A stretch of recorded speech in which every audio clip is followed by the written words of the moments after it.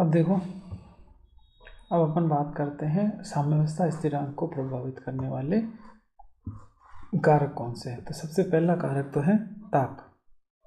ठीक है, कोई अभिक्रिया हो रही है, ठीक है, अगर वो एक्सोथर्मिक होगी या फिर क्या होगी, एंडोथर्मिक। मान लो कोई रिएक्शन है, N2+3H2 से अमोनिया बनता है और हीट निकलती है बाहर, अग्र और पश्च अभिक्रिया। ठीक है, दोनों ही हो रही है।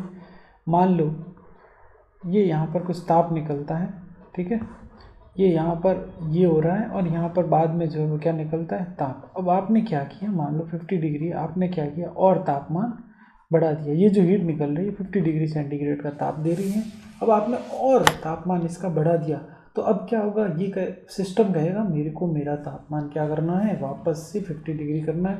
तो अगर अभिक्रिया फटाफट होगी और इस तापमान को हीट के रूप में क्या निकालेगी, बाहर। तो जैसे ही अग्र अभिक्रिया तेज होगी तो आपको पता है Kc बराबर क्या होता है, KF/Kb, और KF क्या होगा, तेज, तो ऑटोमेटिकली K इक्विलिब्रियम क्या हो जाएगा, तेज हो जाएगा। अब रिएक्शन है एंडोथर्मिक, तो अगर अभिक्रिया में टेम्परेचर इंक्रीज होता है, टेम्परेचर इंक्रीज करने से K की वैल्यू इंक्रीज होगी, रिएक्शन क्या होगी, फास्ट होगी।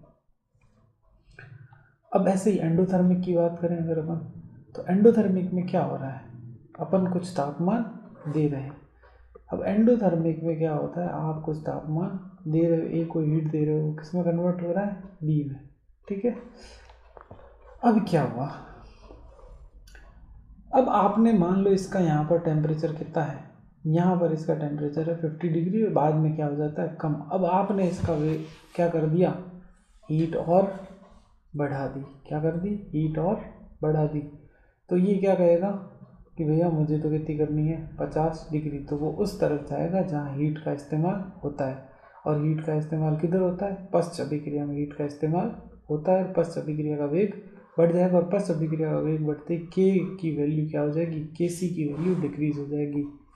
ठीक है, और कौन सा, और है रस समीकरण नीति, जिसको अपन स्टोइकियोमेट्री बोलते हैं। अगर अपन गुणा कर दें n टाइम से किसी अभिक्रिया की, तो k की पावर n नया कांस्टेंट आ जाएगा, मतलब ये प्रभावित करता है। जैसे एक H2 है, I2 है, क्या बन रहा है, 2HI। इस अभिक्रिया को डबल कर दिया, 2H2 2I2, तो ये क्या बन गया, 4। देखो 2 का हो गया 4, 1 का 2, 1 का 2, डबल हो गया कि नहीं। माना कि ये K1 था और ये K2 था, इन दोनों के बीच में संबंध क्या था, पुराना K1 किसके बराबर होगा, K2 स्क्वायर के बराबर होगा। बस यही वाला फॉर्मूला। अगर मल्टीप्लाई n टाइम किया है तो उसके ऊपर क्या आ जाएगा, n की पावर। अब ये 2 गुना किया है तो इसके ऊपर 2, 3 गुना करते हैं तो 3। अब अगर व्युत्क्रम कर दे तो अभिक्रिया कोई, जैसे H2I2 2HI, तो उसको उल्टा किया, पहले तो K1 था, बाद में क्या हो गया, उल्टा करने पर K2। तो इसको भी क्या कर दो, पहले K1 था वो सही, और दूसरा जो बनेगा वो उसका उल्टा होगा, 1/K2। ठीक है, अगला देखो, ऐसे ही व्युत्क्रम भी कर दो और गुणा भी कर दो। जैसे H2I2 2HI है, इसको उल्टा भी कर दिया, HI H2I2, और इसको 2 गुना भी कर दिया, ये 2 थे, ये क्या हो गए 4। तो जो K2 होगा वो उल्टा भी कर दो और इसके ऊपर घात भी कितनी लगा दो, 2। अगर 3 गुना है तो 3, 4 गुना है तो 4।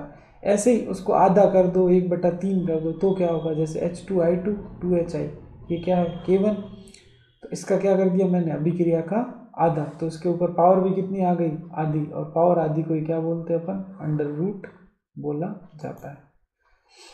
अब ऐसी चीज़ें जो कि को प्रभावित नहीं करती, कंसंट्रेशन, प्रेशर और वॉल्यूम, क्योंकि ये हमें वैसे भी फिक्स ही रखना है तो इसका कोई मतलब नहीं है। दूसरी अपन बात करते हैं कैटालिस्ट, ये भी प्रभावित नहीं करता है, किसको, साम्य को प्रभावित नहीं करता, क्योंकि ये अग्र और पश्च दोनों अभिक्रियाओं को प्रभावित करता है। मतलब अग्र भी फास्ट होगी और पश्च भी फास्ट होगी।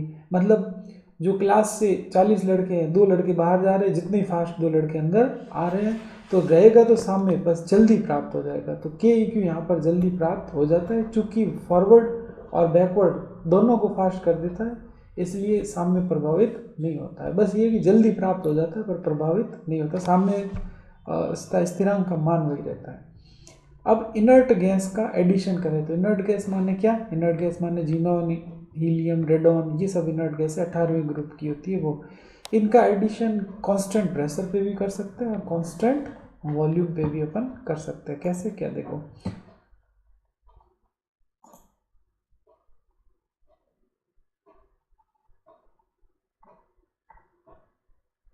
वो अपन एक लास्ट में ला सतोलिए का नियम देखेंगे तो उसमें अपने आ जाएगा।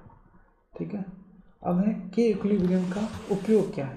तो के इक्विलिब्रियम का उपयोग देखो, अगर के इक्विलिब्रियम की स्टेबिलिटी, अगर प्रोडक्ट की ज़्यादा स्टेबिलिटी तो के इक्विलिब्रियम क्या होगा, ज़्यादा, क्योंकि अपन पहले ही कह रहे हैं प्रोडक्ट बट्टा रिएक्टेंट। तो प्रोडक्ट की अगर ज़्यादा बनेगा तो इसका मतलब के भी क्या होगा, के की वैल्यू क्या होगी, ज़्यादा, और रिएक्टेंट ज़्यादा बनेगा तो के की वैल्यू क्या होगी, कम।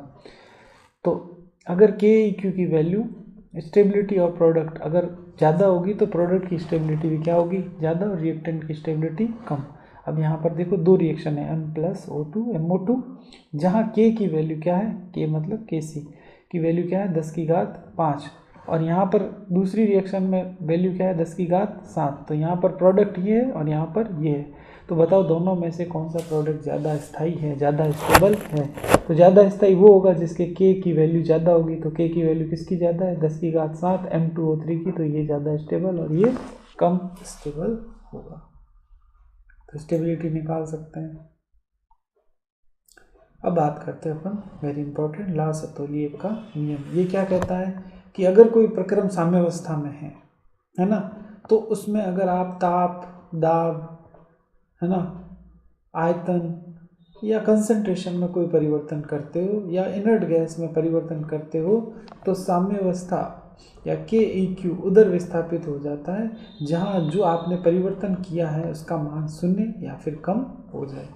तो जैसे इस अभिक्रिया को देखो, तापमान का प्रभाव पहले ही अपन पढ़ चुके हैं। अगर कोई रिएक्शन एक्सोथर्मिक होगी, मतलब जिसमें हीट बाहर निकल रही है, अगर तापमान बढ़ाया जाएगा तो रिएक्शन कहाँ जाएगी, फॉरवर्ड में, आगे की तरफ, अग्र अभिक्रिया। कैसे, देखो भाई, अग्र अभिक्रिया में क्या हो रहा है, तापमान निकल रहा है बाहर, निकल रहा है। अब आपने इस अभिक्रिया का क्या बढ़ा दिया, तापमान। तो अभिक्रिया पहले तो थी 50 डिग्री, आपने तापमान बढ़ाया तो क्या हो गया 54 डिग्री।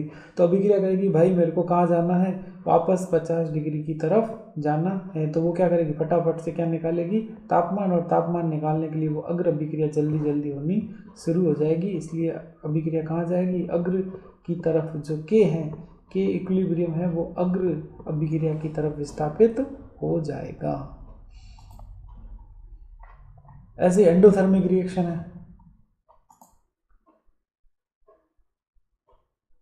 एंडोथर्मिक रिएक्शन में क्या होता है, जैसे A+B, ये हीट लेकर क्या बनाते हैं, C। तो इसमें क्या हुआ, इसने हीट का इस्तेमाल किया। अब अगर तापमान आपने बढ़ाया, ठीक है, तो तापमान बढ़ाया तो ये उस तरफ चला जाएगा जहाँ पर इस तापमान का इस्तेमाल होगा। तापमान का इस्तेमाल करके वापस उस तापमान को क्या किया जाएगा, कम। तो बैकवर्ड रिएक्शन यहाँ पर चालू हो जाएगी, वापस ये इधर जाएगा, क्योंकि यहाँ पर तापमान का क्या हुआ है, इस्तेमाल हुआ है। इस्तेमाल होकर क्या बन रहा है, C। तो C से वापस कहाँ चली जाएगी, A+B में। अब है सांद्रता। अगर अपन सांद्रता की बात करें तो अपन को पता ही है के बराबर क्या है, प्रोडक्ट अपॉन रिएक्टेंट। प्रोडक्ट की सांद्रता बढ़ाएंगे तो के क्या बढ़ेगा, इंक्रीज होगा। या ये कहूँ कि फॉरवर्ड डायरेक्शन की रिएक्शन, देखो इधर अगर ए की सांद्रता बढ़ाऊँ तो ये रिएक्शन जल्दी जल्दी होगी, और बी की सांद्रता बढ़ाऊँ तो ये रिएक्शन फिर इस तरफ साम्यावस्था स्थिरांक खिसक, या साम्यावस्था इस तरफ खिसक जाएगी, या ये बी से ए वाली रिएक्शन जल्दी जल्दी होगी, क्योंकि इनको क्या करना है, साम्यावस्था में बराबर करना है। दाब की बात करूँ तो अगर कोई साम्यावस्था में है और आप दाब बढ़ा दो, तो देखो ये 4 अणु हैं इधर, और इधर कितने अणु हैं, 2। 4 अणुओं का दाब क्या होगा, ज़्यादा, और 2 अणुओं का दाब क्या होगा, कम। अब मान लो सिस्टम का दाब है 10 ATM, कितना है, 10 ATM, और आपने क्या किया, दाब बढ़ा दिया, आपने दाब बढ़ा दिया, तो सिस्टम कहेगा मेरे को दाब क्या रखना है, 10 ATM ही रखना है, तो वो कम दाब की ओर खिसक जाएगा।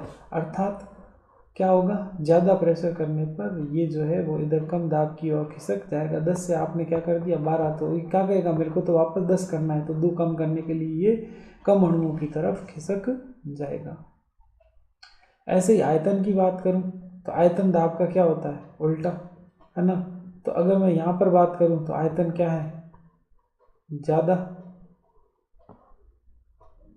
सॉरी,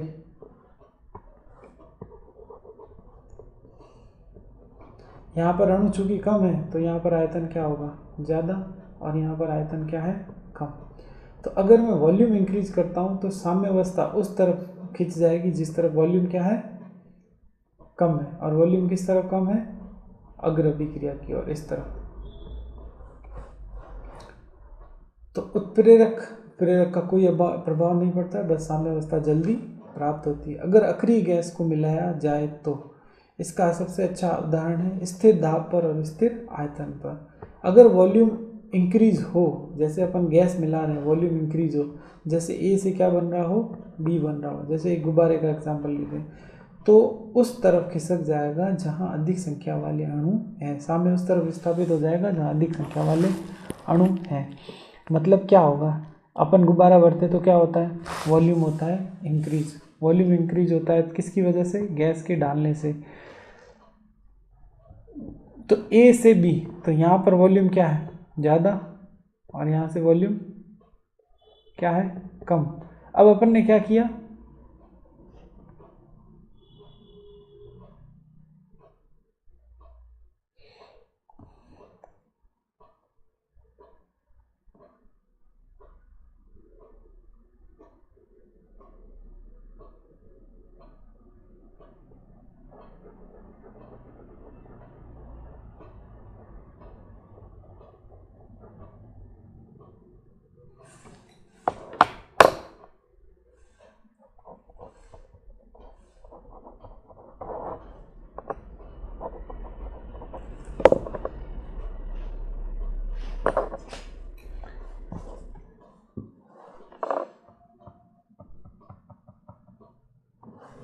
जब भी ऐसी कंडीशन होगी जब अपन वॉल्यूम इंक्रीज कर देंगे जैसे इसमें किया है, तो अधिक संख्या वाले अणुओं की ओर सामने क्या हो जाएगा, विस्थापित हो जाएगा, है ना।